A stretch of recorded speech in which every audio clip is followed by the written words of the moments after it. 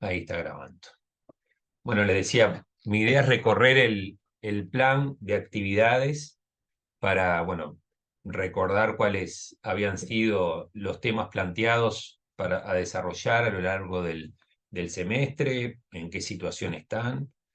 Recordar también, bueno, estamos llegando obviamente al final del curso y, bueno, la idea es hacer como una rendición de cuentas de ese plan que nos propusimos a principios del semestre y que ha tenido, obviamente, sobre la marcha acciones correctivas aplicadas en función de situaciones concretas que han sucedido, como cambiar un encuentro virtual por otro presencial o al revés, o cambiar de fecha algún tema por el orden de cómo se fue dando y cómo se fueron trabajando cada uno de los temas. Entonces, hacer un poco rendición de cuentas con dos objetivos, si se quiere, o por lo menos intenciones. Una es recordar todos los temas que a lo largo del semestre fuimos abordando, que, bueno, muy esquemáticamente, pero se pueden sintetizar como las etapas en el ciclo de vida de un proceso de intervención planificado. En realidad vimos mucho más temas, pero todos los temas en algún sentido alimentan eso que podemos identificar como un esquema, ¿no? Cuando lo vimos particularmente como un tema, el de las etapas en el ciclo de vida de un proceso de intervención planificado, de un proyecto, de un plan, de una política. Eh, Cuando lo vimos, lo planteamos en el pizarrón, incluso, o creo que recordar que también de manera virtual, un esquema, ¿no? Un esquema que tenía cuatro etapas, un punto de partida, la situación como planteado en la situación problemática, y cuatro etapas con una serie, sobre todo la etapa 1 y la etapa 2, con una serie de técnicas. Y todo eso complementado con otros conceptos, temas que aplicaban en cada una de las etapas, en alguna situación en particular. Pero bueno, esa es una de las intenciones, de hacer entonces un barrido de todos los temas para rememorar y reforzar y poder también, ¿por qué no?, hilvanar todo lo que capaz que en algún momento no se vio la conexión, pero bueno, tratar de hilvanar como para hacer un cierre en cuanto al plan, ¿no? A todos los contenidos que están en el plan, cuál es su fundamento, de qué manera lo abordamos y por qué razón los abordamos en el momento también que lo abordamos. Y por otro lado, bueno, hacer también tener un espacio de preguntas, ¿no? Obviamente, de consultas, qué temas pueden haber quedado por ahí a alguna de ustedes un poco agarrado con pinceles o en el sentido de que todavía le falta entender algún concepto, alguna idea, en dos dimensiones también, ¿no? Una, la concreta, que es la del trabajo que tienen que presentar, eh, a partir de lo cual nos vamos a detener en la pauta para que entiendan bien de qué se trata la entrega final. Y por otra, bueno, en términos más genérico, ¿no? Del proceso de aprendizaje de cada uno, lo que necesite que un espacio para hacerle clic a algún tema, como para aprenderlo de manera más profunda o más completa. Entonces, el recorrido muy simple, recordar, sí, el primer día en esta dinámica que trabajamos con los refranes. Recuerdo estar en el salón y, bueno, encontrándose ahí ustedes, pero bueno, sobre todo acá las expectativas, ¿no? Que se plantearon en esa dinámica que nos la proponíamos en la pregunta 4, qué expectativas tenían del curso, del grupo y del equipo docente.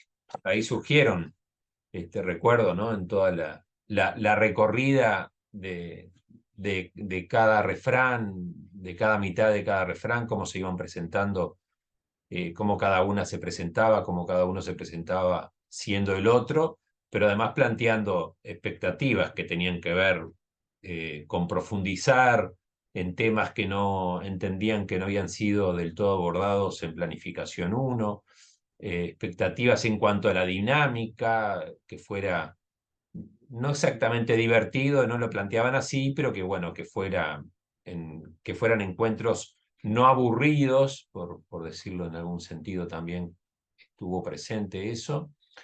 Por otro lado, recuerdo que también hablaban de compromisos del equipo docente, de responder a las solicitudes que ustedes hacían y de no dejar, no sé, me acuerdo particularmente un tema que se había planteado que era que no, los docentes no responden o dicen que van a dar un material y no lo dan, no sé, cosas de esas que aparecían en esa instancia de presentación por parte de ustedes de expectativas. Ahí, bueno, eso básicamente lo que me interesaba retomar, que al final del momento que tengamos para compartir hoy, les voy a pedir que también hagan ahí escriban alguna cosita, bueno, se los voy a comentar después. Bueno, después trabajamos sobre la gestión y las organizaciones, fundamentalmente los trazos característicos de las organizaciones, según Michel Crozier, lo presentaba como un sociólogo francés, bueno, hace poco fallecido, hace 6, 7 años, a la edad de 90 y algo, 90 años, reconocido como el fundador de la sociología de las organizaciones y sobre todo referido, bueno, este tema de las organizaciones a, referido a que es a partir de dónde, ¿no? Y supongo que ustedes después lo habrán identificado bien y habrán hecho la conexión. De hecho, en el taller 1, la pauta del perfil del proyecto, lo primero que pregunta, ¿desde qué organización, desde qué lugar se planifica, ¿no? Porque recuerdo haber dicho que la planificación, el diseño de un proceso de intervención planificado desde nuestra profesión, además, ¿no? Como trabajadores, trabajadoras sociales, se realiza siempre en algún ámbito organizacional. No, bueno, a no ser que sea algún tipo de trabajo voluntario, pero ya no sería como licenciada o licenciado en trabajo social, no tengo presente que haya colegas profesionales que trabajen de manera individual, ¿no? Como si lo hacen posiblemente en otras profesiones, no sé, contador, licenciatura en contador, en administración de empresas, en abogados, etcétera, escribanos, otras profesiones que sí trabajan de manera individual. Nosotros trabajamos desde el ámbito organizacional. Por eso lo tomábamos eso como punto de partida, dando cuenta también de los distintos tipos de organizaciones en las que trabajamos y que, bueno, la literatura, la bibliografía hace mención, en particular organizaciones públicas y organizaciones privadas, ¿no? En su mayoría los trabajadores sociales están inmersos en políticas públicas y por tanto en organizaciones estatales del Estado que prestan algún tipo de servicio a la población en función de determinadas necesidades, problemas o proyectos, y las organizaciones privadas que ahí diferenciábamos entre las que son con fines de lucro y sin fines de lucro. Si no recuerdo mal, y lo estaba buscando,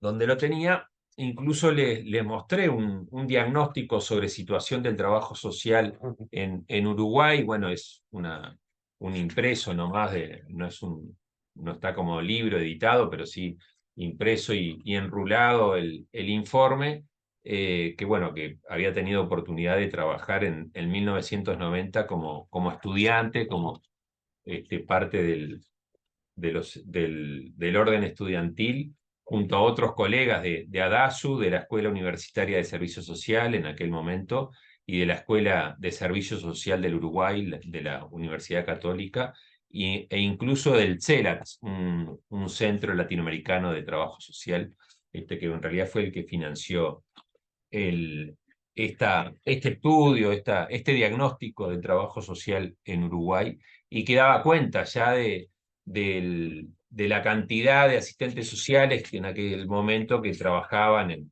el sector público, en el sector privado, dentro del sector privado, las organizaciones de la sociedad civil. Ahí también hice mención que yo ya estaba trabajando en una organización, bueno, en la que todavía estoy hoy, en aquel momento Centro Latinoamericano de Economía Humana, hoy Universidad Centro Latinoamericano de Economía Humana, en aquel momento que era una de las organizaciones junto al CCU, Centro Cooperativista Uruguayo, que más colegas habían trabajando como asistentes sociales, y bueno, tuve la dicha, de hecho, de compartir con muchos colegas, incluso docentes míos que trabajaban en alguna de esas organizaciones, y bueno, que los tenía muy a la mano. Pero bueno, entonces, desde el ámbito organizacional, por eso como prácticamente como punto de partida, la gestión y las organizaciones, e hicimos referencia también a nivel de la gestión de las funciones, como para dar un pantallazo de la importancia de la gestión, ¿no? Y además, dentro de la gestión y la administración, las funciones de la administración, referidas a un autor de principios del año pasado, pero actualizadas al presente. Hicimos referencia de las funciones de la administración como planificación, dirección, organización, ejecución, control y evaluación, como las principales funciones de la gestión. También en términos de gestión decíamos, bueno, se habrán dado cuenta, y ustedes con planificación 1 ya lo habían visto, que la planificación supone proyectarse hacia el futuro, ¿no? Y entiendo que la gestión tiene que ver justamente con trazar puentes, trazar caminos como para poder alcanzar ese futuro, ¿no? Una, una proyección de futuro sin un plan de acción y sin gestión, no, bueno, muy probablemente tenga una baja probabilidad de ocurrencia. Entonces, la gestión en realidad incluso como asociada de manera fuerte, por llamarla de alguna forma, con la planificación, porque van de la mano, ¿no? Porque planificación sin gestión no es viable, o es poco probable que se obtengan resultados. Después seguimos en particular, con un tipo hablando de las 4 escuelas, o a nivel ya directamente de la planificación, con la presentación de antecedentes para retomar un poco temas vistos de planificación 1, pero particularmente esto de las escuelas de la planificación, la tradicional o normativa, la situacional, la estratégica y la prospectiva. Bueno, nos detuvimos un poco más en la planificación estratégica, y además conectamos también la planificación estratégica con las definiciones, con algunas definiciones que daban algunos autores reconocidos en temas de administración, como Peter Drucker, Theodore Levitt, y que conectábamos la planificación y la gestión. Entonces, o mejor dicho, la gestión desde el punto de vista de Drucker, definida como la posibilidad de tener una misión en una organización y poder generar todos los caminos posibles para alcanzar esa misión, ¿no? Como definición de Peter Drucker, que estaba dentro de este libro que también comentábamos, de Management de Organizaciones al Servicio del Progreso Humano, de Tort y Barrien. Tort y, bueno, no recuerdo el segundo apellido del segundo autor. Pero bueno, entonces veíamos ahí el esquema básico de planificación a partir de la definición de la misión, que lo vinculábamos también, bueno, la misión como la razón de ser, la visión como lo que la organización quiere ser a largo plazo, las preguntas básicas en un proceso de planificación estratégica, como dónde estamos parados hoy, quiénes somos, hacia dónde vamos, hacia dónde queremos ir y el cómo vamos a hacer para alcanzar ese futuro deseado, ¿no? Entonces, básicamente, la gestión como un proceso que a su vez tiene que ver con los elementos de un esquema básico de planificación. Y ahí hacíamos referencia a, como parte del proceso de partir, y ahí íbamos a Theodore Levitt, partir de una situación problemática, no dicho con esas palabras, pero identificar en lo que es la etapa analítica de la planificación estratégica, puntos débiles, fortalezas, el análisis interno, el análisis del entorno con las oportunidades y las amenazas para definir objetivos, identificar estrategias para alcanzar esos objetivos y bueno, y a partir de ahí no solo una estructura organizativa, sino que también un plan de acción y de incluso de control y de evaluación para retroalimentar todo ese proceso. Por ahí pasamos también y dimos revista de alguna manera de los principios de un proceso de intervención planificado. Quedó pautado ahí también un foro de discusión para, bueno, comentar y más que nada, bueno, poder ver esos principios. Recuerdo simplemente el primer principio que plantea que todo proceso de intervención planificado tiene una teoría del cambio que me imagino que pueden haber llegado a ver también después de todo lo que vimos en adelante en esto que llamamos después como cadena de resultados, ¿no?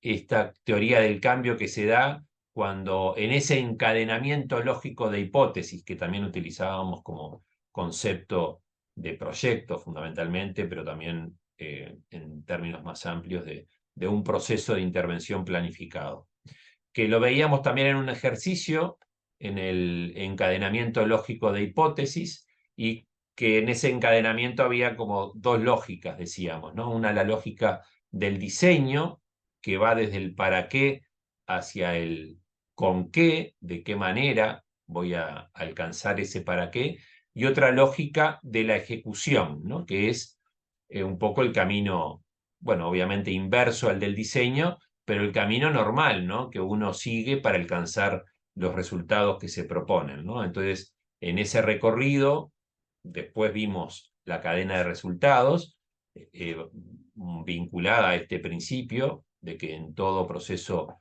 de intervención planificado hay una teoría del cambio y bueno, ese encadenamiento se da a partir de que tengo insumos para desarrollar actividades, con las actividades entrego productos, con la entrega de productos, que bueno, ahora ya le llamamos, ustedes ya lo están diseñando así, componentes.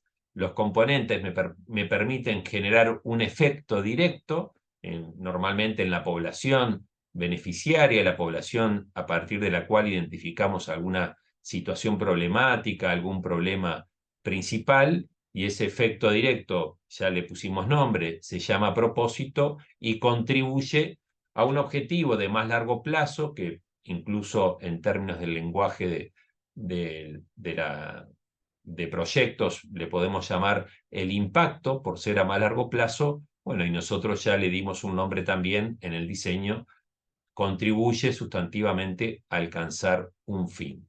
¿Sí? Entonces, eso vinculado a los principios y a lo que viene después, que son el concepto de cadena de resultados, que todavía no aparece, pero que también lo vimos. Bueno, seguimos con las etapas. Esto mismo que estoy haciendo de alguna manera hoy, lo presentamos ya de manera temprana, como para que ustedes tuvieran presente. En aquel momento también recuerdo haber dicho, para que vieran todo el bosque y después nos íbamos a meter en cada uno de los momentos, en esas etapas, pero la vimos ahí de manera relativamente temprana, junto a lo que llamamos en algún momento también las principales causas de fracaso, que es probable que hoy también lo puedan llegar a ver mejor, esto de las causas del fracaso. Principales causas de fracaso de un proceso de intervención. una de ellas, por ejemplo, fracaso de diagnóstico, haber propuesto todo un proceso de intervención con un diagnóstico mal realizado, lo que lleva a no obtener resultados, ¿no?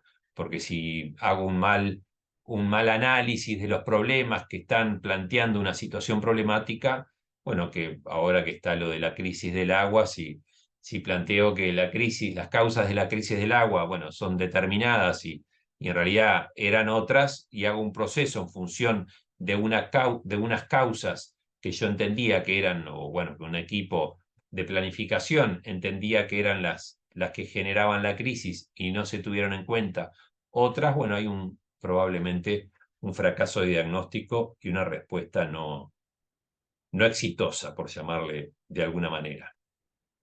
También hablábamos del fracaso teórico, que se da en esto que llamamos el encadenamiento lógico de hipótesis. El fracaso teórico se vincula fundamentalmente con la hipótesis central. En este encadenamiento lógico de hipótesis, decíamos, en el encadenamiento hay una relación entre dos elementos, entre dos eslabones de esa cadena, que es la que le llamamos la hipótesis central de un proyecto, que es la relación entre los componentes que voy a entregar y el propósito que pretendo alcanzar. Habría un fracaso teórico si esa hipótesis falla, si yo estoy entregando determinados componentes de una buena manera y sin embargo el propósito no lo alcanzo. Hice una mala hipótesis central del proyecto. Entonces, por eso, fracaso teórico, porque la hipótesis estuvo mal planteada. Por otro lado, podríamos hablar de fracaso de gestión, que no tuvimos capacidad de desarrollar de manera adecuada las actividades, y hay también un fracaso de capacidad organizacional, que es incluso previo a todo el proceso, que no tengo siquiera la capacidad de conseguir los insumos para poder desarrollar las actividades. Entonces eso da cuenta de que, bueno, puede haber habido un diseño precioso, hermoso y fantástico, pero la organización no tuvo capacidad de obtener los recursos para poder generar todo ese encadenamiento lógico a partir de los insumos, el desarrollo de actividades y todo lo que viene después. Ya nos pusimos a trabajar ahí en una lógica de taller, con bueno, una serie de 4 talleres, y bueno, que tenían que ver también con las etapas en el ciclo de vida de un proyecto. Trabajamos primero el perfil del proyecto con una serie de ítems, de rubros a identificar, ya lo decíamos hace un ratito, desde qué organización se planifica, bueno, quién es, el nombre del proyecto, la descripción, breve descripción de la situación problemática, la población objetivo, el problema principal, donde trabajamos bastante en los enunciados de problemas y bueno, que el problema no es la falta de solución, sino que es un estado de situación negativo, que tiene que ver normalmente con alguna brecha, con alguna identificación de una situación problemática, de una distancia entre un ideal, entre un deber ser y la realidad. Y bueno, ahí trabajamos en ese perfil y en el análisis de involucrados. Creo que hicimos bastante hincapié en que el análisis de involucrados es, bueno, además de esa pauta que vimos, ¿no? De identificar actores, problemas, intereses, problemas percibidos, cómo cada actor en función de sus intereses están percibiendo la realidad que les toca vivir, recursos y mandatos. También hablábamos de alianzas previsibles, de conflictos potenciales. Pero bueno, también decíamos que el análisis de involucrados podía llegar a ser una buena instancia de un análisis estratégico en función del posicionamiento que frente a una situación de solución, una posible solución, los actores enfrentan o cómo se posicionan, ¿no? Con qué fuerza se posicionan, con qué intensidad. Por eso también se le puede llamar un análisis estratégico. Lo que conectábamos también con el autor que habíamos visto al principio, referido al tema de organizaciones, con Michel Crozier, y hacíamos referencia al análisis estratégico de las organizaciones.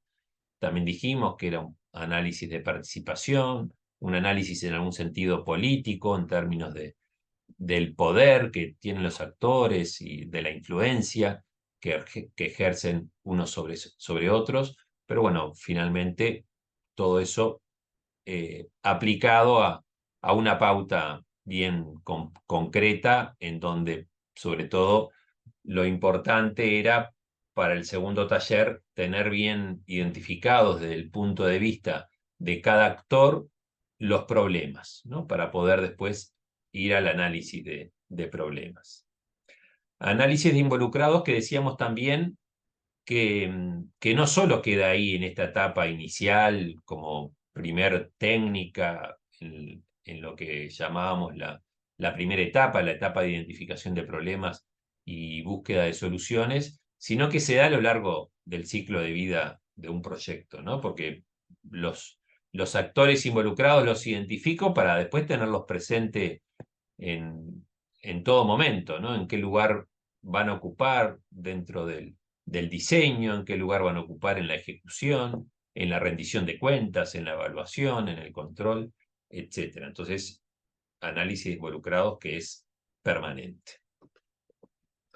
El segundo taller ya iba al análisis, como decía, de problemas y de objetivos. Ahí trabajamos también la técnica del árbol de problemas y del árbol de objetivos. Bueno, lo hicimos ya directamente con el caso Palmira, pero bueno, normalmente se utilizan en un ejercicio de planificación tarjetas. El otro día, bueno, estoy trabajando en el diseño de un plan y, bueno, más que tarjetas, lo que hice fue imprimir ya una serie de, de conceptos, bueno, ya no eran problemas, sino que productos en particular, pero directamente los imprimí en una hoja A4 recortada, o sea, finalmente tarjetas, pero bueno, las tarjetas lo que sirve para que en un taller quienes están ahí trabajando puedan anotar los problemas y después ordenarlos como lo hicimos con el caso Palmira,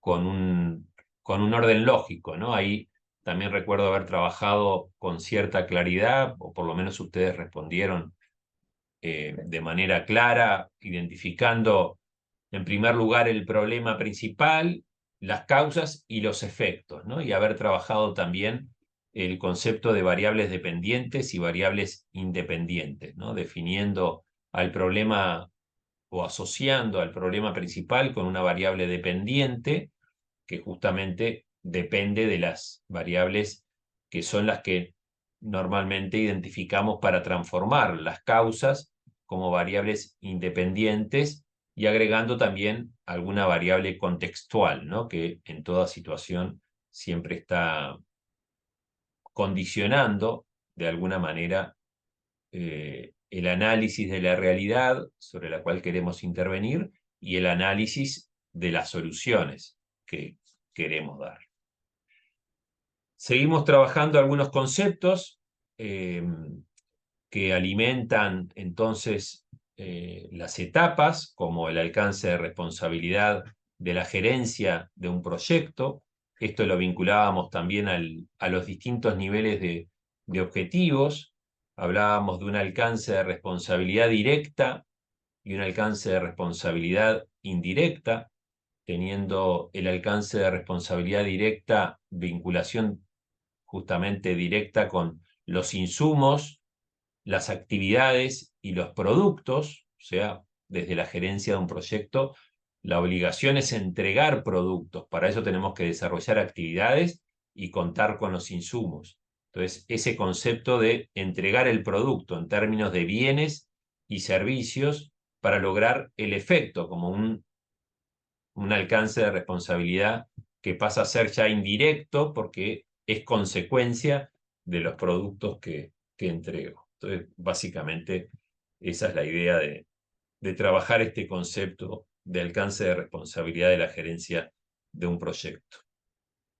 También trabajamos sobre los criterios de eficacia, eficiencia y sostenibilidad, mencionados permanentemente a lo largo, además del ciclo de vida de un proyecto, en el análisis de alternativas, que viene ahora después del análisis de objetivos. Bueno, tuvimos que aplicar directamente estos conceptos, elegir la alternativa de mayor probabilidad de éxito en términos de eficacia, eficiencia y sostenibilidad, conceptos que supongo que ya lo tienen bien presente.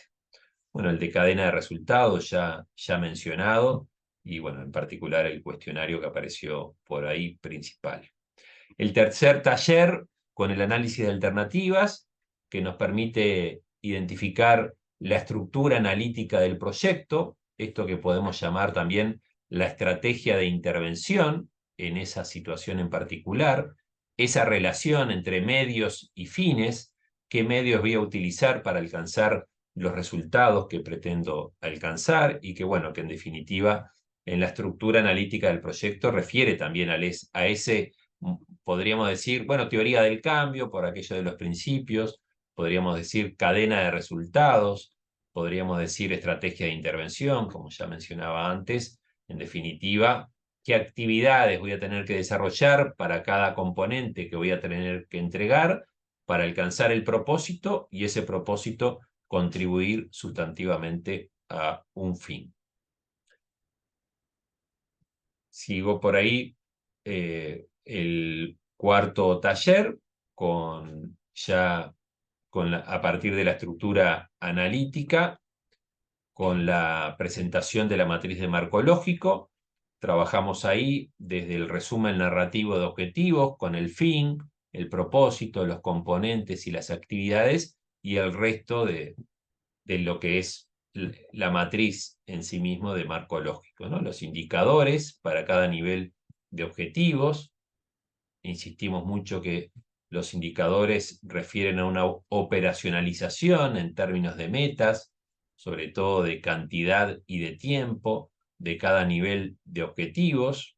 Esto ya lo habían visto ustedes en el manual 42, estaba a nivel de varias preguntas del cuestionario, y bueno, la importancia entonces de marcarse ahí el indicador como indicador de base, como el concepto de base del indicador, y agregar después las metas, lo que hace referencia a la entrega 4, ¿no? Con los medios de verificación y los supuestos, ¿no? Los medios de verificación que permiten identificar con claridad dónde es que voy a buscar la evidencia de que esa meta ocurrió o no ocurrió, y los supuestos que tienen que ver con lo que cierra en aquello que se llama la lógica de zigzag, ¿no? Finalmente en la matriz de marco lógico, porque permite integrar a todo el proceso de intervención planificado las condiciones externas que también identificamos como parte de un análisis de riesgo,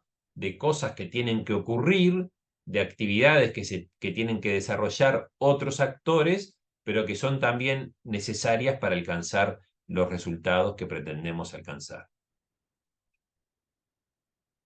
Creo que, bueno, el ejemplo más claro fue el de Palmira, los caminos en buen estado, ¿no? Que no era la compañía pública de automóviles quienes lo entregaban, pero sí era necesario tener esos caminos en buen estado. Hay otro actor que se hace cargo de entregar esos caminos en buen estado, que es la alcaldía, en el caso de Palmira, y bueno, cómo se conectaba eso entonces en lo que en el manual 42 aparece como la lógica de zigzag, ¿no? Por eso de que ya conecta las actividades con los supuestos a nivel de actividades para alcanzar los componentes. Entrego los componentes y se tienen que cumplir determinadas condiciones externas en la columna que aparecen en la columna de supuestos en el mismo nivel para alcanzar el propósito, y así sucesivamente.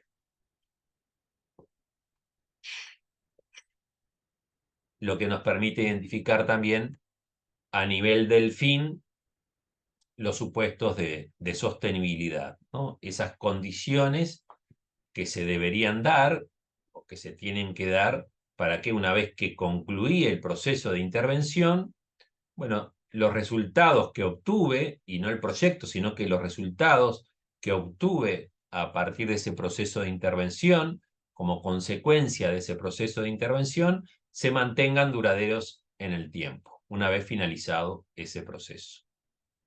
Entonces, si yo logro alcanzar una disminución de un 10% de la tasa de deserción de los estudiantes del liceo X, bueno, que eso no vuelva a un estado anterior, sino que una vez que alcance ese resultado, por ejemplo, se mantenga duradero en el tiempo. Normalmente esas condiciones tienen que ver con mantener la política, lo que supone mantener un presupuesto, lo que supone mantener los recursos, la gente para poder responder a esa situación y bueno, y darle sostenibilidad en el tiempo. Pero bueno, llegamos entonces al día de hoy, ayer obviamente con una devolución de la entrega 4 y, y bueno, y nos queda pendiente algunos cuestionarios fáciles de hacer, todavía no los pusimos en línea y la entrega final. Entonces, si les parece que ya hablé demasiado y necesito respirar un poco, le dedicamos un tiempito de consultas, preguntas, bueno, lo que hayan trabajado ayer y que puedan presentar hoy. Después les muestro la pauta, ¿sí? Para la entrega 5, la entrega final, que básicamente es una compilación, pero con cierto orden, obviamente, y algún requisito como adicional, como la bibliografía utilizada, y no creo que no mucho más.